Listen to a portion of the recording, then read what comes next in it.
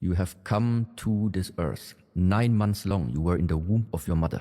Then you came to this world, complete already, a complete existence, a complete life. Now this life is getting some additional information that the parents put into you, informations that come from education, from friends, from advertising, from television, from internet. So the point is you are being conditioned. Your ideas about the world start to fill up with all type of content, but this content is not from you. This content is from people around you putting it into you. But because you were small and maybe didn't know about it, you allow it to happen. Which means now if you look at your life, what are you? You are the representation, most probably, of all the ideas that other people have put into you. And if this feels unhappy to you, if you are not feeling well into your skin, well, you need to change your skin. Meaning, also starting to realize what actually is that type of stuff. What are these concepts, these ideas, these thoughts, these categories that people have tried to put into me, and slowly start to get rid of them. Returning back to the state, you came complete, you are complete. And now, because it's your life, stop wasting this lifetime trying to fulfill the wishes of any other person out there that have no interest in your life and that actually you also don't want to spend time with them. So don't take their advice, for example, so serious. What to do to build up at the same time now your self-confidence? Make yourself strong. Make yourself strong. How to do it? Always learn. If there is something to learn, learn how to clean, learn how to cook, learn how to wash the windows, learn how to repair the car. Whatever you can do, just do it.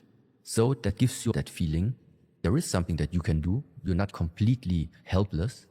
There are, of course, other people that can do it better, but still, it's not about that.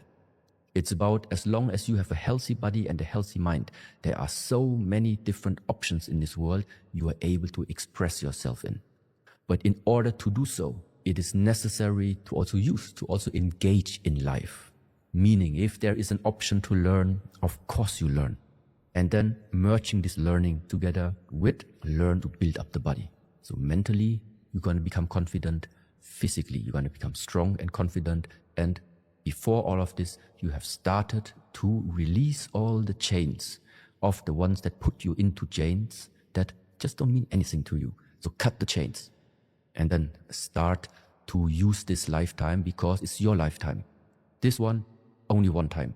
So stop listening too much to other people, how to live your life or whatever. It's about the self-expression of your own perspective about how you would like this world to be. Of course, taking into consideration all your fellow travelers that are on this world. It's somehow always the fear of losing something, meaning losing something also in terms of fear of the unknown. So what are you losing? The known. Fear of the uncomfortable. What are you losing? Yeah, being comfortable. This is where I see where this fear is based upon. It's the resistance actually against growing.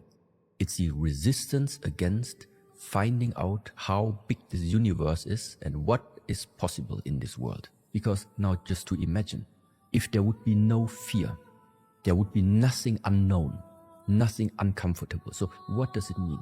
It means you could already see into the future what in 2025 you're gonna do, where you are going to be, which people are going to be still with you. And in 2025, exactly this is going to happen. So for me, the question is, it feels really boring that just what you put to your mind and then just it comes 2 years later, exactly the way how it is. Nothing better can come because what can happen is dependent on how much you can imagine. If something is not able to be visualized or being seen inside of your mind, inside of your world, that would mean it can't happen in this world. And there again, I think this one is so big, he or she, I don't know. It has more creativity. It has more power. It has more possibilities than any human being could ever imagine with a human brain, with a human mind. That's why the uncertainty of the future, for me, is nothing that is threatening me. For me, it's a good message. I am happy I don't know what is in 5 years, what is in 10 years, what is in 15 years. I'm happy about it because it leaves just so many things open that can still happen. The only thing I take care about is that my mind stays clear and my body stays strong. And all the other things, I don't know what comes, but when it comes, I hope I will be ready. I hope I feel being ready to enter into the future. So I really think a change of perspective that makes something which is terrifying into something which is inspirational. What is true strength? The ability to let go, meaning let go of ideas that you are having for too many years already. Let go of your opinion, if you realize the other opinions are also good. So meaning let go of what you try to keep all the time. We don't like change. The average human doesn't like change because it already took so many years to build all of this up. So why should I change it? It's good. That's why to change something about all of this, for me, it takes strength because it has something to do with you must let go of a part of you. But that's exactly the point. If you do not let go, well, then I'm not always sure if carrying on an old identity into the future is working or not. Just as our world and our earth and all the technological advancements are changing, I also think we humans need to be able to adapt according to the changes that's happening, meaning also sometimes changing our lifestyle, adapting towards to it, changing our body, changing our ideas, changing our views. And that takes strength because it always has something to do with letting go of what you know already. Number one is a good observation that distraction is happening, meaning that your awareness, I make it as a picture, inside of our body sits awareness. And in the moment where our body becomes active, for example, when we wake up, this awareness from the inside has 5 gates where it can just leak out, let's say. It leaks out through the eyes, it leaks out through the ears, it leaks out through the nose, through the tongue in sense of taste, and through the skin in terms of like physical sensation. So whenever you realize that one of these gates is active, you're too much caught into looking what's out there. You're too much lost into the music. You're too much lost into the food smells so good or tastes so good. So then it just means time to bring the awareness back, which means the literal practice of just sit down, don't move, and breathe. Why breathe? Because the breathing is happening inside of you. So that means this is the way of how to bring back very quickly the awareness into yourself. It's like right now, we can talk about the airships and about the wars and about everything, but in the moment where I say, I'm breathing in, I'm breathing in, no matter where your thoughts have been before, in the moment where you say to yourself, I'm breathing in, it's directly back, no matter what. Why we say the breath has so much power? Because it's so direct, because you're not breathing out there, breathing as an exchange. Observing when your awareness is getting lost. And then second of all, having an anchor to bring it back.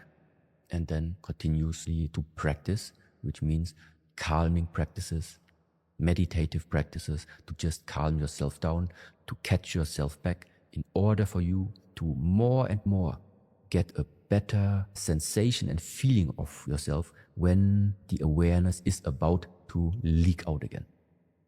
How I see AI is, it's a current state of technological advancement that we are having now in our world, just like we had always technical advancements in many different areas of human history. So ultimately, for me, what I see is the technology by itself, I don't see it as a threat.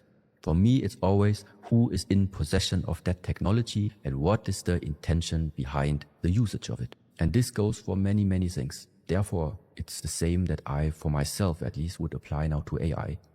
It can, of course, simplify, make things that before you have spent a lot of your lifetime to somehow figure out, well, now you just make it a little bit more quicker. But the question is, quick is not always good. In some circumstances and use cases, AI is good. In other cases, it might not be the proper way to leave it to an artificial intelligence. I don't know what the future is going to bring. I don't know how it's going to affect us. But the only thing that I can always suggest is, as long as there are still human beings on this earth where the blood is running through the veins, there are still a lot of unsolved questions that all cultures and all generations have always asked about ourselves. And if the world out there is getting too crazy, then just return back to that very, very simple question and figure out, what are you? Who are you? And then everything else out there is forgotten. Because then you are entering into a world which is different. So why sometimes these type of topics or whatever pop up on your phone, on your life, it's because somewhere along the line, maybe it has become time, or you have asked the question. That's why now you receive the message. That's why you receive the option. You can still click it away. But this is the thing. You want to have an answer, you need to ask. This is why I don't know what people should ask. If I look at all the philosophies or many of the religions, many of the theories and concepts that are existing in this world right now, everywhere I see that there is some truth in it. All of them. But for me, the question is always, what if all of them are correct? There must be like a bigger view. It's bigger than Stoicism. It's bigger than Buddhism. It's bigger than Shaolin. It's bigger than a philosophy. And what is the biggest, I think, is the life itself. Buddhism is talking about, let's say, life. Stoicism is talking about life. Christianity is talking about the life. They all talk about life. So what it means for me is the most important in everything is the life. It's not the theory. It's not the concept. It's not the philosophy. The biggest teacher is this lifetime. And in this lifetime, you can just observe for yourself, what is it that you can feel? And then you are studying the Stoicism, for example, but you are missing the physicality. It doesn't mean that Stoicism is wrong. It only means that Stoicism is limited to a specific area. It doesn't expand until the physical layer. What I am looking for is a way, how can I look into the world?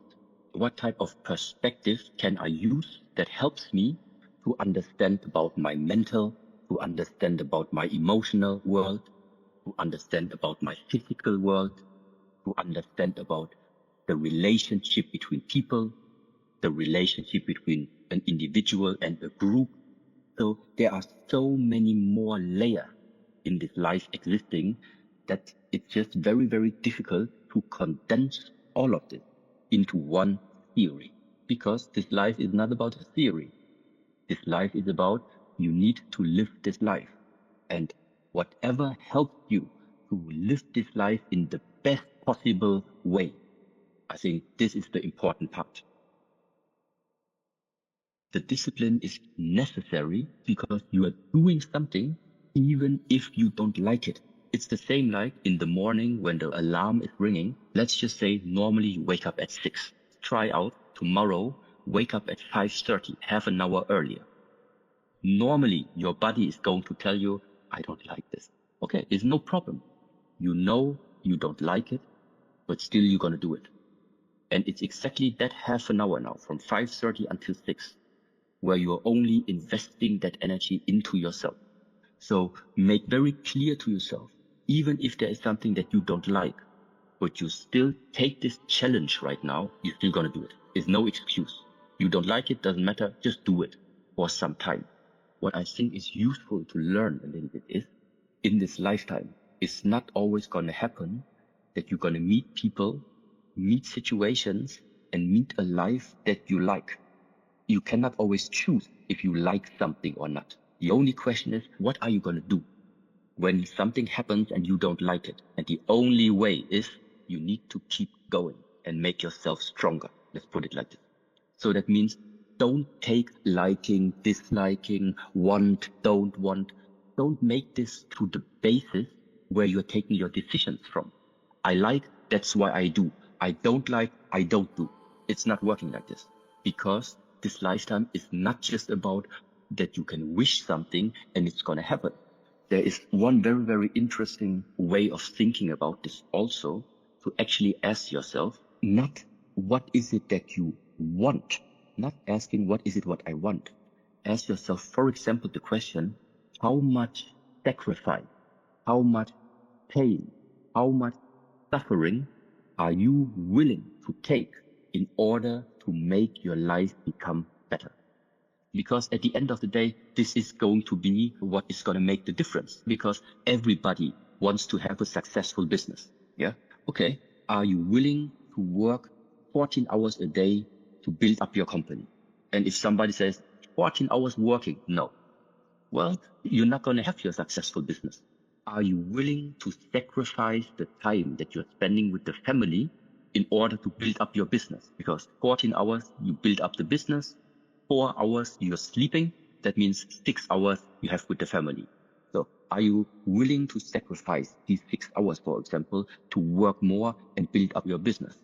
Well, and if you say no, well, then it's not going to happen. So the question is always, what are you willing to sacrifice? How much pain, how much suffering are you willing to take in order to make your dreams or whatever you want there to become real? So there is a routine that I'm regarding as being very, very helpful, which is, for example, when you wake up from the bed, don't check your emails, don't check your WhatsApp, and don't check your phone, first of all. Okay. You wake up alone. So first of all, if you want, go into the bathroom, clean your face, and then if you like, have 1 cup of coffee or tea or warm water, doesn't matter. And then still stay with yourself and do meditation practice, reading exercise, or any qigong exercise. Yeah. Do something where you are still staying with yourself. Don't invest your energy already in something that is like not you. Don't write messages. Don't make a phone call. Don't go on the PC or anything like this. First of all, stay with yourself. Invest some time in yourself. Nourish yourself first. Eat some breakfast. Okay.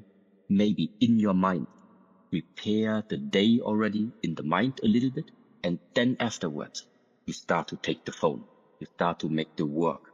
Then you are getting into action. It's like the action part is the summertime. The springtime, you are just preparing the action. You are not doing the action. And this is like a picture that I would say, rest for yourself. Keep the power in, keep the energy in. Just do the preparation work. Prepare your body. Prepare the body meaning eat properly, drink properly, and prepare your mind to also be, let's say, optimistic and positive to go through the day. Don't start the day negative. Don't start the day with a problem. Don't start a day if you don't feel nourished enough to do the work.